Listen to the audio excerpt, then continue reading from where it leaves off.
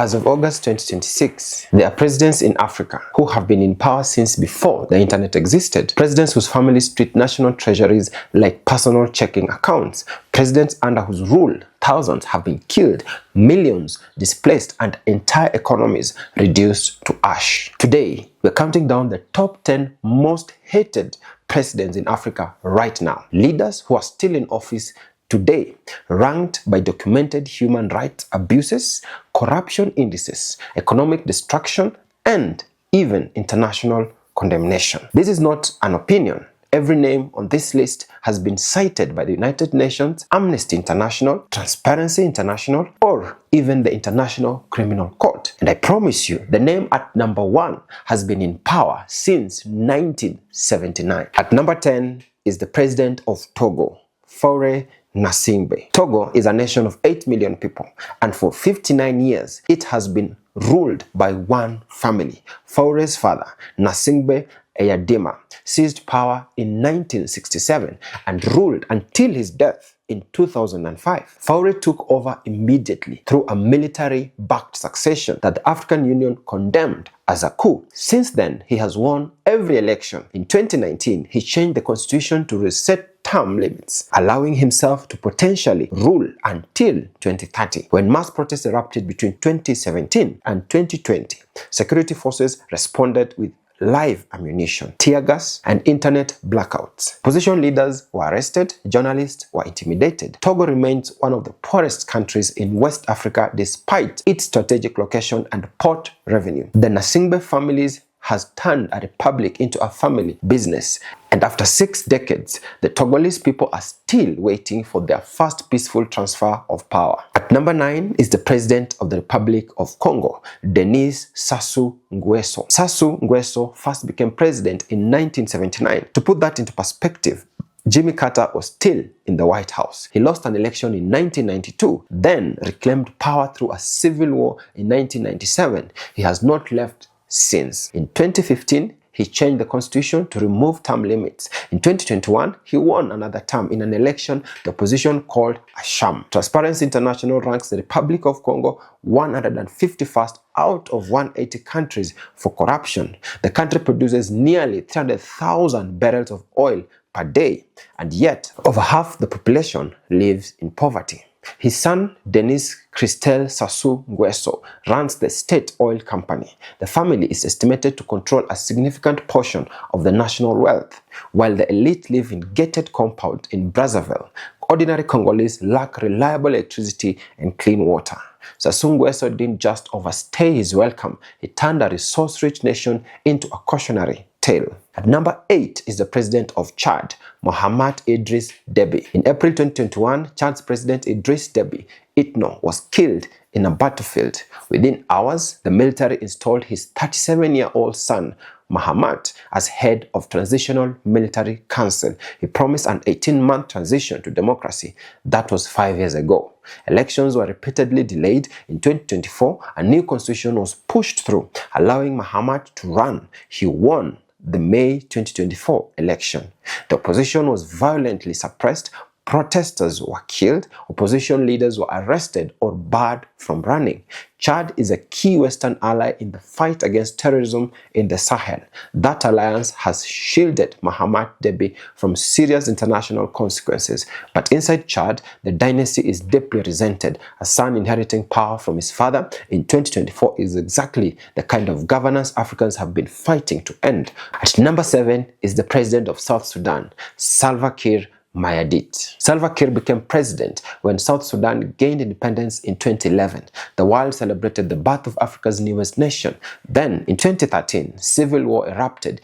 Kiir accused his vice president of plotting a coup. The conflict killed an estimated 400,000 people, displaced millions, triggered famine. The 2018 peace agreement stopped the full-scale war, but the violence never truly ended. South Sudan remains one of the most corrupt nations on earth. Soldiers go unpaid, oil revenue disappears, And in 2024, Kiir's government extended the transitional period yet again, delaying election to December 2026. South Sudan should be a prosperous nation. It sits on 3.5 billion barrels of proven oil reserves. Instead, it is a failed state where children die of starvation while leaders charter private jets. Salva Kiir Mayardit is the face of that failure. At number 6 is the president of Zimbabwe, Emmerson Mnangagwa. They call him the crocodile, and since he replaced Robert Mugabe in a 2017 military transition, Zimbabwe has continued its free fall. In January 2019, when protests erupted over 150% fuel price increase, security forces responded by killing at least 17 civilians, raping dozens of women, and arresting over 1,000 people. The 2023 election was condemned by international observers for irregularities and voter intimidation. The economy has collapsed again. Inflation is rampant. The Zimbabwean dollar is virtually worthless. And in 2023, an Al Jazeera documentary called Gold Mafia exposed a vast money laundering and gold smuggling network allegedly linked to the highest levels of Mnangagwa's government. Zimbabweans hoped the crocodile would be better than Mugabe. Instead, he proved that the system was the problem, not just the man. At number 5 is the president of Egypt, Abdel Fattah el-Sisi. El-Sisi came to power in a 2013 military coup that removed Egypt's first democratically elected president. Since then, he has built one of the most repressive police states on earth. According to Human Rights Watch and Amnesty International, Egypt holds between 60,000 and 100,000 political prisoners. Mass trials have been sentenced hundreds to death in a single session. Torture in custody is systematic. Independent media has been almost entirely eradicated. Meanwhile, Egypt is facing its worst economic crisis in decades. The currency has collapsed, inflation is crushing ordinary families, and billions have been poured into vanity projects. A new administrative capital in the desert, while half of Cairo lives in informal settlements without basic services. El-Sisi has the backing of powerful allies, but inside Egypt, the fear is palpable and economic desperation is growing. Number 4 is the president of Uganda, Yoweri Museveni. Museveni seized power in 1986. For nearly 40 years, he has ruled Uganda with a combination of political cunning and brute force. In 2005, he removed presidential term limits. In 2017, he removed the age limit of 75, allowing himself to rule for life. The 2021 election was marred by violent arrest and torture of opposition leader Bobi Wine, also known as Robert Kyagulanyi, whose supporters were killed, detained, and disappeared. The World Bank suspended new lending to Uganda in 2023 over the country's draconian anti-homosexuality law. Corruption is endemic. Museveni's son, Muhoozi Kainerugaba, has been groomed as a successor, openly tweeting threats against opposition figures and neighboring countries. Museveni was once the fresh face of African leadership. Today, he is the poster child for refusing to let go. At number 3 is the president of Eritrea, Isaias Afwerki. Eritrea gains independence in 1993. It has not held a national election since, not one, in 33 years. Isaias Afwerki rules without a constitution, without a parliament, and without any independent press. The United Nations Commission of Inquiry found that the Eritrean government has committed crimes against humanity, including enslavement, torture, and enforced disappearances. The Indefinite National Service Program, which conscripts citizens for years, sometimes decades, has been described as mass enslavement. Eritrea has one of the highest refugee outflows per capita in the world. Citizens risk death crossing the Sahara and the Mediterranean just to escape. The country is so isolated, it is often called the North Korea of Africa. And yet, Isaias Afwerki remains in power. No elections, no opposition, no hope.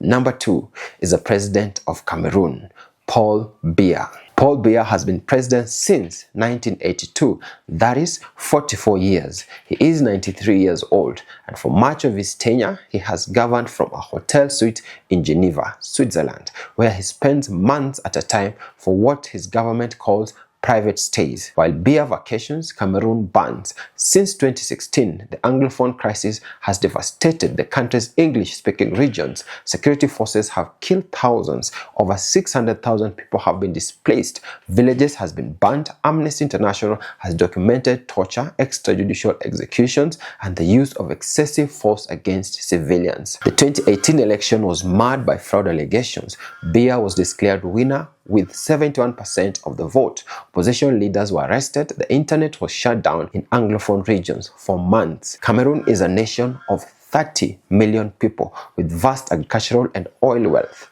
Under Biya, it has become a textbook case of how longevity in power breeds catastrophe. And finally, number 1 is the president of Equatorial Guinea, Teodoro Obiang Nguema Mbasogo. He seized power in 1979. That makes him the longest serving non-royal leader on earth, 47 years. He has outlasted 9 American presidents. Equatorial Guinea is one of the richest countries in Africa per capita, thanks to oil, and yet, according to Transparency International, it is one of the most corrupt nations on the planet, ranking 173rd out of 180 countries. His son, Teodoro Nguema Obiang Mangu, known as Teodorin, served as vice president. In 2017, he was convicted in a French court of embezzlement and money laundering. The evidence included a $275 million yacht, a $30 million mansion in Paris, 25 luxury cars, and a collection of Michael Jackson memorabilia, all while 60% of the Equatorial Guineans lack access to clean drinking water. Obiang has won multiple elections with over 90% of the vote. Opposition is banned, the media is state-controlled, the country is a family fiefdom. Teodoro Obiang Nguema Mbasogo is not just a president, he is the living definition of what happens when power becomes property. The most hated president in Africa today. So there you have it, the top 10 most hated presidents in Africa in 2026. But now, I want to hear from you. Which leader did we miss, and which one do you think deserves to be number 1? Drop it in the comment section. I read every single one of them. And also remember to subscribe to our YouTube channel. Thank you for watching.